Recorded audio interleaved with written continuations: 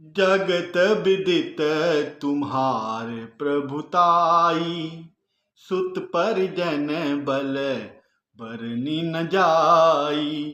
राम विमुख अस हाल तुम्हारा, राम विमुख अस हाल तुम्हारा। रहा न को कुल रोवनिहारा, रहा न को कुल रोवनिहारा। जय श्री राम। दोस्तों, दशहरे की आप सबको बहुत बहुत बधाई और शुभकामनाएं। भगवान श्री राम जी से प्रार्थना है, हम सब के अंदर जो भी दुष्प्रवृत्तियां हैं, तामसिक शक्तियां हैं, तामसिक विचार हैं, राक्षसी विचार हैं, जो राक्षसी विचार रावण का रूप लेकर हमारे अंतर्मन में पल रहे हैं, बढ़ रहे हैं और हमें प्रभु श्री राम जी की ओर जाने की तरफ रोक रहे हैं, जिन्होंने कड़ा पहरा लगा रखा है कि हम राम नाम का भजन ना करें, राम की शरण में ना जाएं, राम का सिमरन ना करें। प्रभु से प्रार्थना है कि उस अहंकार रूपी, द्वेष रूपी, दंभ रूपी तामसिक शक्तियों का, तामसिक ऊर्जाओं का, नकारात्मक शक्तियों का नाश करें। जिस तरह से भगवान श्री राम ने रावण, कुंभकर्ण, मेघनाथ, खर, दूषण और सारी राक्षस सेना का, भयंकर से भयंकर राक्षसी सेनाओं का संहार किया था, उसी तरह हमारे अंदर की सभी बुराइयों का प्रभु श्री राम नाश करें और हम भगवान के बताए हुए सद्मार्ग की ओर चलें। दोस्तों, गोस्वामी तुलसीदास जी लिखते हैं, भगवान श्री राम ने रावण का वध कर दिया है। जगत विदित तुम्हार प्रभुताई, सुत परिजन बल बरनी न जाई। राम विमुख अस हाल तुम्हारा, रहा न को कुल रोव निहारा। रावण का शव मंदोदरी के सामने पड़ा हुआ है। रावण का निर्जीव शरीर धरती पर ऐसे पड़ा है जैसे गिरा हुआ, कटा हुआ कोई पेड़ पड़ा होता है, रास्ते का पत्थर पड़ा होता है।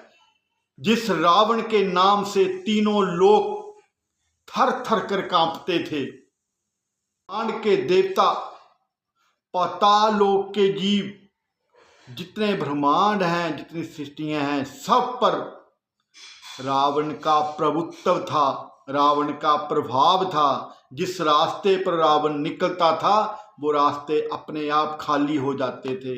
रावण जब चलता था तो पृथ्वी कांपने लगती थी। वो ऐसे नहीं था, उसने तपस्या की थी, भगवान की तपस्या करके भगवान से शक्तियां हासिल की थी।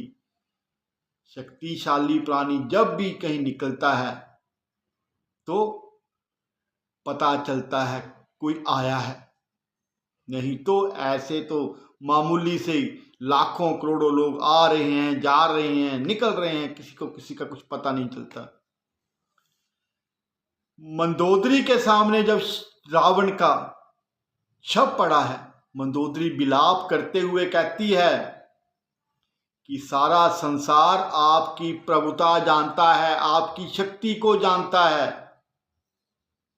आपके पुत्र इतने शक्तिशाली थे, आपका परिवार इतना बड़ा था, लेकिन आज कुछ भी नहीं बचा। आपके परिवार में, आपके कुल में इतने शक्तिशाली महान योद्धा हुए हैं, योद्धा राक्षस हुए हैं, लेकिन वो कोई भी जीवित नहीं है। ऐसा क्या हुआ कि जिससे सारा ब्रह्मांड कांपता था वो आज निर्जीव होके एक लाश के रूप में, शव के रूप में जमीन पर पड़ा है, जिसके एक भ्रिकुटी तानने मात्र से पूरा ब्रह्मांड थर-थर कांपता था। आज उसको देखकर लोग हंस रहे हैं, संसार हंस रहा है। देखो कैसे एक निर्जीव लाश पड़ी हुई है। मंदोदरी रोते हुए कहती है, हे नाथ, ये सब जो कुछ हुआ है, जो घटनाक्रम हुआ है, आपकी ये दशा हुई है, हमारा कुल नष्ट हो गया, वो सिर्फ आपकी एक गलती के कारण हुआ है। वो गलती क्या थी? वो गलती ये थी कि आप भगवान श्री राम जी से विमुख हुए हैं। आपने उनको अपना शत्रु माना। अगर आप उनके नाम का सहारा लेकर उनकी शरण में गए होते तो आज विभीषण की तरह आप भी जीवित होते और सारी लंका नगरी वैसे ही सज धज कर शोभायमान रहती।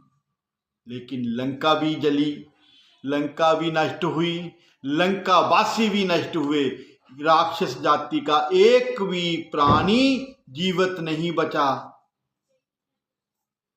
दोस्तों, राम का नाम भवसागर से पार करने वाला है। ये बात मंदोदरी पहले से जानती थी, लेकिन उसने रावण को भी बहुत समझाने की कोशिश की, लेकिन रावण अपने अभिमानवश, अपने अहंकारवश नहीं माना।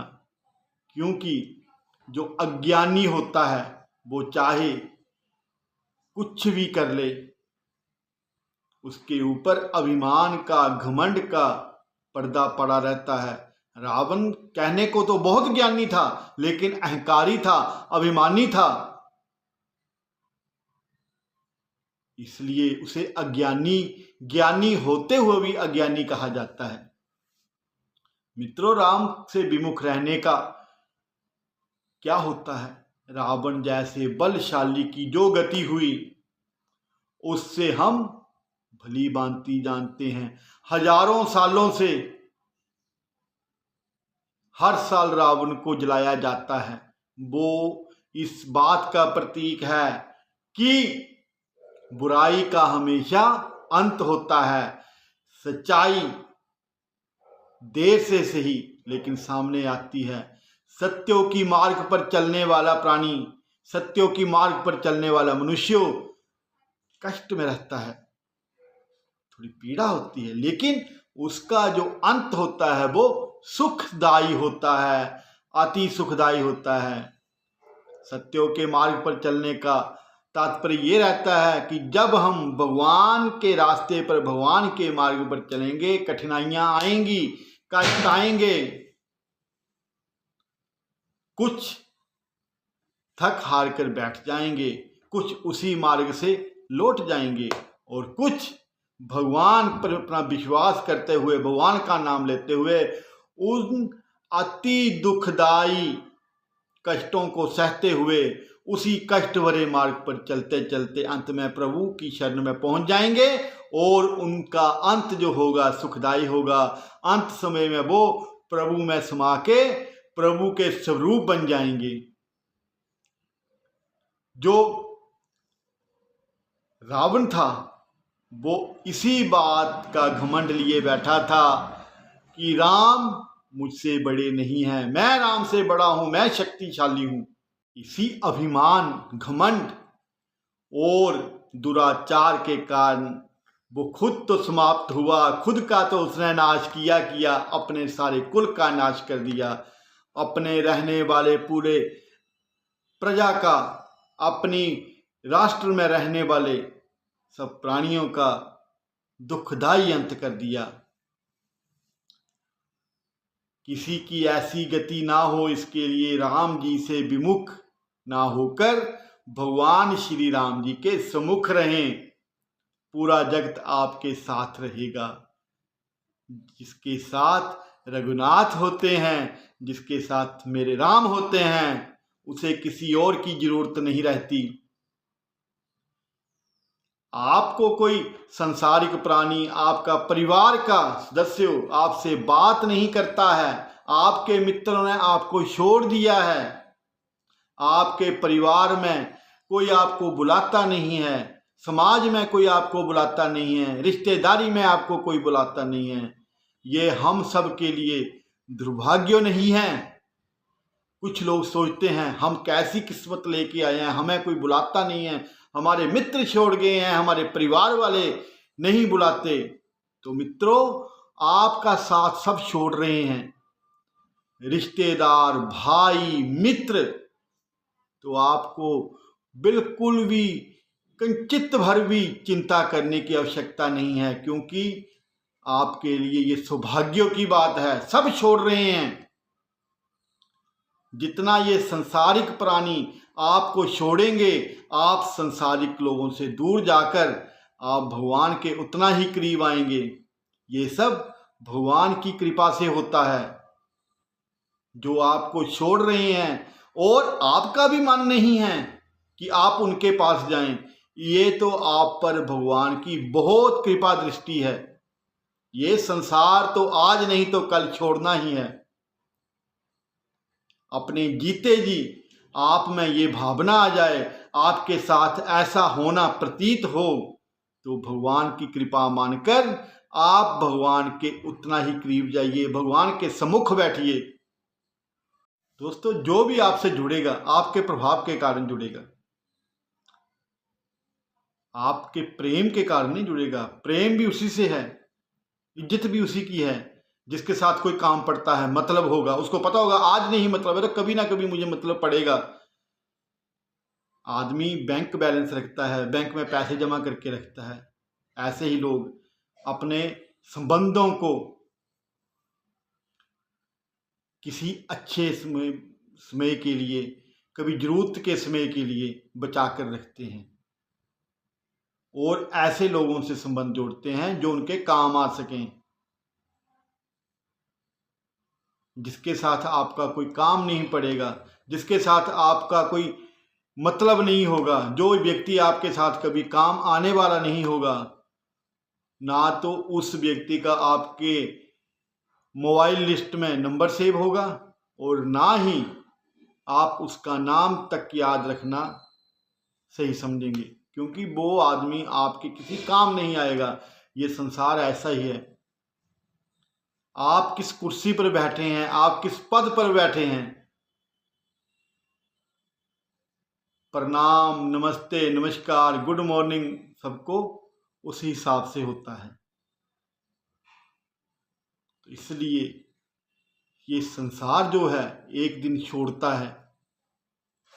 जिसके साथ काम हो उससे काम निकलने के बाद छोड़ता है, और जिसके साथ काम नहीं हो, मतलब नहीं हो, उसे पहले ही छोड़ देता है। इसलिए अपने जीवित रहते रहते इन सब को अपने से विमुख करते रहिए। सुमुख किसके रहना है? राम जी के। राम जी के सुमुख रहेंगे तो राम जी से तो हमारा जन्म जन्म का रिश्ता है, जन्म जन्म का नाता है। इस लोक में भी रहेगा और परलोक में भी रहेगा। 1,00,000 पुत 1,25,00,000 नाती, तो रावण घर दिया न बाती। ऐसी कहावत, ऐसा दोहा गोस्वामी तुलसीदास जी ने कहा। इसका अर्थ ये होता है कि अपने धन, अपने यौवन और अपने बड़े परिवार का कभी अहंकार नहीं करना चाहिए, गर्व नहीं करना चाहिए, अभिमान नहीं करना चाहिए। ईश्वर का कोप होने पर सब कुछ एक पल में नष्ट हो जाता है। रावण के 1,00,000 पुत्र थे, 1,25,00,000 नाती थे, लेकिन जब अंत समय आया तो उसके सर के पास कोई दिया जलाने वाला भी नहीं बचा था। सारे के सारे खत्म हो गए थे। रावण ने अपने हाथों से, अपनी क्रूरता से, अपने व्यवहार के कारण अपने दुराचार के कारण पूरे कुल का नाश करवा दिया। इसलिए कहते हैं कि जैसा दादा कमाता है वैसा पोता भोगता है। अपने बाप दादाओं की जैसी कमाई हम लोग खाते हैं उसी के अनुसार हमारा मन और हमारा चरित्र बनता है। अगर हमारे पूर्वजों ने अच्छी कमाई की है तो हम सदाचार के रास्ते पर चलेंगे, अच्छा व्यवहार करेंगे, अच्छा नाम कमाएंगे। लेकिन रावण अपने साथ साथ अपने वंशजों को भी खत्म करके चला गया, पूरे कुल का नाश कर दिया, अपने पोत्रों तक को खत्म करवा दिया। इसलिए राम जी की शरण में जाइए, राम जी के प्रभाव में आइए, राम जी के चरणों में आइए। आप सबको एक बार फिर से दशहरे की बहुत बहुत शुभकामनाएं। जय श्री राम, जय श्री कृष्ण, राधे राधे। भगवान आप सब पर हमेशा अपनी कृपा दृष्टि बनाए रखें।